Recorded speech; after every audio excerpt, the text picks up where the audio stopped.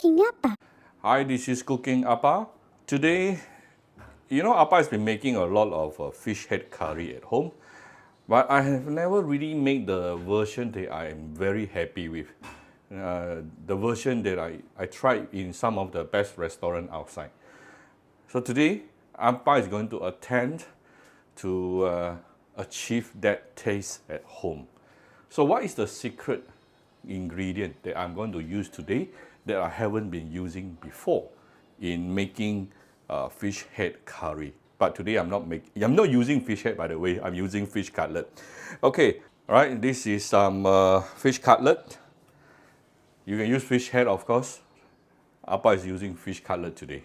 Well, actually, any fish to your own preference will be all right for making fish curry. Yeah, I'm using wild barramundi. Then is the kind of veggie that you want to put in. Well, if you ask me, there's no rules as to what you want to put inside. But I have some cabbage, some brinjal, some tomato, and some fried fuzu. You can put in some lady's finger or tau po or so, yeah? So this is to make the curry paste. I have some minced ginger, garlic, shallots, and also yellow onion. I don't have fresh coriander roots today. If not, I'll be adding some fresh coriander roots as well. Then I have 3 types of powder here. This is about 1 tablespoon of red chili powder, 1 tablespoon of turmeric powder, and 1 tablespoon of coriander powder. Of course, if you don't want to mix it yourself, you can just buy the ready mix fish curry powder. Good also, no problem. So this is it. This is the secret ingredient that I'm going to use. This is actually chicken stock. Now, some of you may be asking, Appa, you also have your chicken stock powder. Why don't you just mix water and chicken stock powder together? Now, if you are stir frying or making a normal stew, it is good enough to use my chicken stock powder. But if you need to use a good amount of chicken stock, actually the best it is still go and make your own pot of chicken stock. This is a chicken stock I made yesterday from chicken feet, right? So let's prepare a wok or deeper pan, and we shall make the curry paste first. Give it some oil. We can be a bit more generous with the oil. Now let's heat it up. Once the oil is heated up, we can put in the fresh herbs, saute for a minute or 2 before we continue. I don't have curry leaves with me today. Or if you have it, just put in your curry leaves as well. Yeah?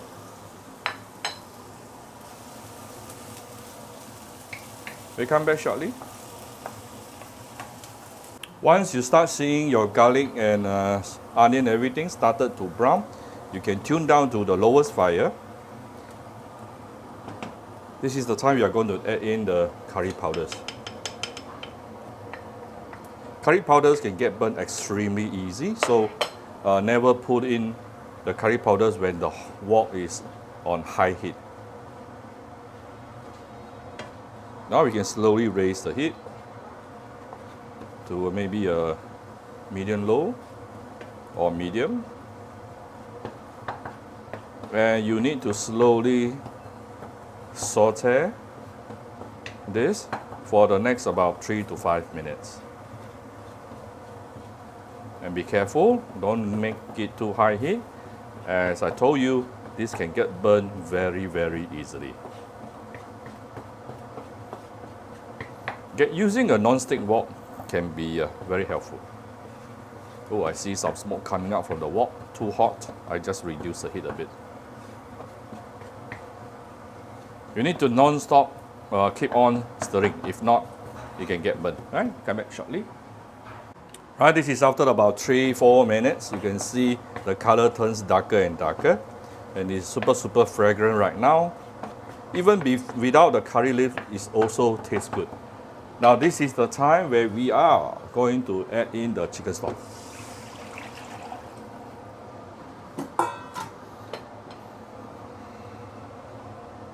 Now we can raise the heat to a medium or medium high. While waiting for it to be boiled, I'm going to pre-season it first.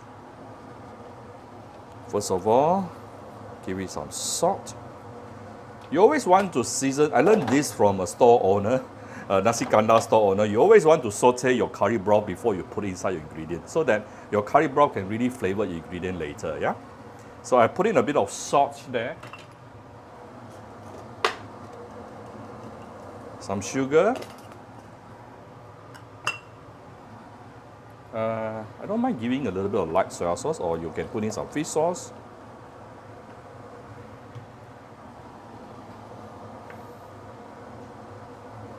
Let's bring this to a boil and let it boil for a couple of minutes to allow the broth to be really infused thoroughly by the curry paste. Right, my curry broth has been boiling for the past 3-4 minutes, and you can see on the one layer of red chili oil on top, that is the kind of effect I'm looking for. Now we can put in some of the veggie, yeah, which it will take longer time for this veggie to be fully cooked, especially the brinjal, yeah. And I have a big yellow onion and also tomato. I think I don't mind putting in the cabbage also lah. Hey.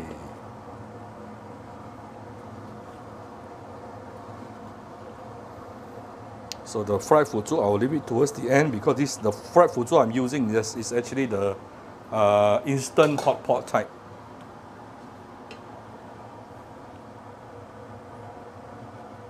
See, now you see the logic behind why you should always flavor your curry before adding in your ingredient. Now while you are cooking all this veggie, the flavored curry broth is going to then indirectly flavor your veggie or any ingredient that you put inside. We're going to put the fish a little bit later. Let's cook this for a couple of minutes. Fish only take a minute or two to be cooked, very fast. I just saw some beans at the side, so I'm putting in the beans as well. Now I did not put in any asam paste. To me, it's optional. Some will put, some will not put. Really up to you. Alright, this is after about 6 minutes for cooking the veggie, and now I'm going to put in the fish. I have a lot of fish today.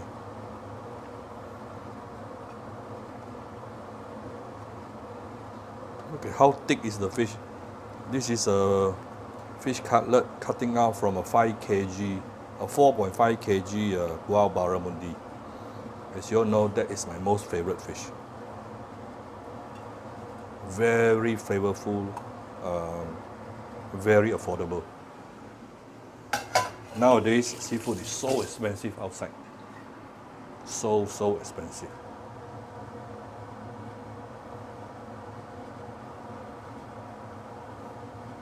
I will normally put in brinjal whenever possible, because I don't eat brinjal myself. My wife loves it.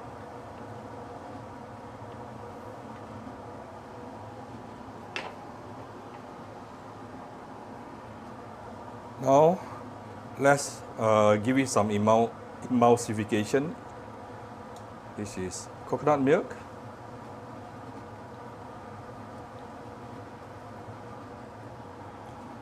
All right.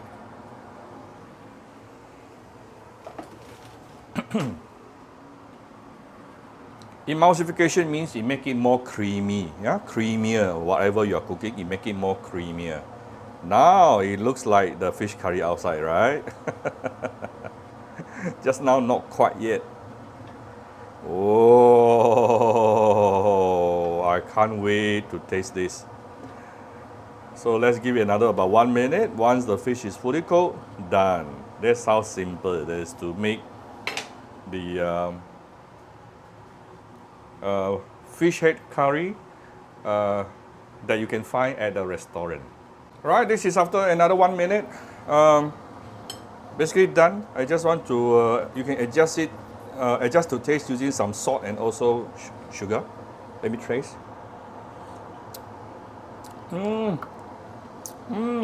Tastes so good. I'm just going to add a little bit more fine salt, and it is done. off the fire. Ah, it's really the chicken stock that makes the difference. Prepare some extra chicken stock at home always, yeah?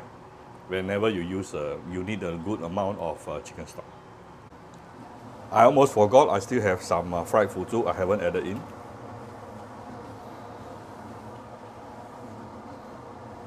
These are the so-called hot pot style. The moment you put it inside, it softened, it gets softened, and it is ready to be eaten. See how simple it is?